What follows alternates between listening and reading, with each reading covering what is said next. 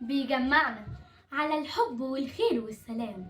الدنيا لما تضحك وقتها حلمنا بيتحقق، أمانينا وأحلامنا كلها بتتحقق. نمد إيدينا لرب العالمين، نطلب منه من غير خجل أو خوف. وقتها كلنا نقول يا رب.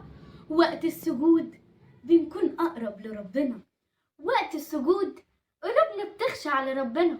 علشان كده حلي دنيتك، علشان كده اصنع بسمتك، وقتها الدنيا تضحك لك.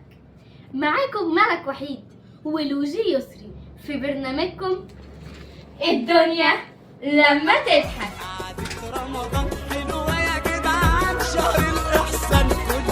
طريقنا قابلنا عاملة النظافة دي وحابين نعمل معاها لقاء. تعالوا.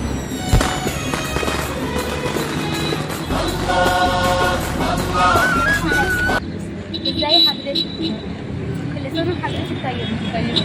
احنا منتخب الحب والخير والسلام وحابين نعمل معاكي لقاء. ماشي، احنا عاملين مسابقة عبارة عن ان انا هسألك سؤال ولو جاوبتي صح هتكسبي معانا. ماشي، بس عايزة اسألك يعني سؤال بره المسابقة. امتى تحس ان الدنيا ضحكت؟ انا بخير واسرتي بخير. ربنا يديك الصحة ان شاء الله وربنا يخليك. طب اسألك بقى سؤال المسابقة. ليلة القدر خير من 1000 شهر، يوم ايه؟ رمضان 27. صح يا حاجة، كسبتي معانا. كل حضرتك طيبة.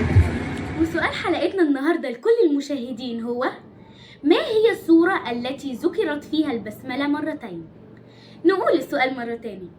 ما هي السورة التي ذكرت فيها البسملة مرتين؟ وما تنسوش تبعتوا الإجابة في الكومنتات، وكل يوم هيكون معانا فايز واحد بجائزة قيمة. وكل سنة وانتم طيبين ورمضان كريم.